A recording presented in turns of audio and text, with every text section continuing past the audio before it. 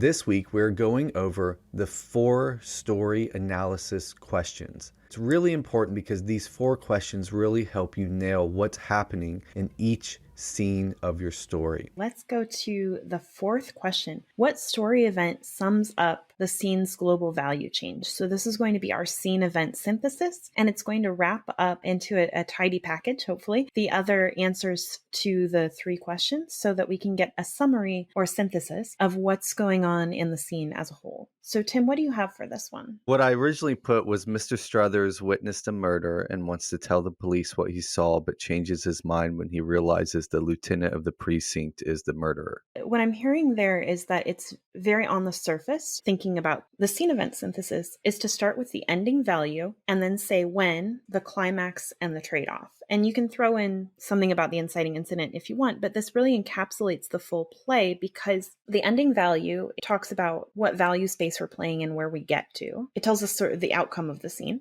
Then the climax, as we talked about when we looked at the value shift, is very important because that's what enacts that shift, and that's what's owned by our protagonist. And then the trade-off is important because that encapsulates the crisis. And so we're going to get to these concepts more in the 5 Commandments episode, but it tells us what the cost is for our protagonist to enact this value shift. That's important because it gets at the double factor nature of the problem that Sam and the protagonist face. If you just say like, justice prevails when you tell the truth, that's great, but it doesn't tell you what the trade-off is that you have to make to tell the truth. So if you say justice prevails when you tell the truth at the expense of loyalty to those in power, or something like that, then you're getting a trade-off built in where you're starting to make a statement about the context in which it's important to tell the truth. And also by extension, get at the boundaries in which making the other decision could be prudent.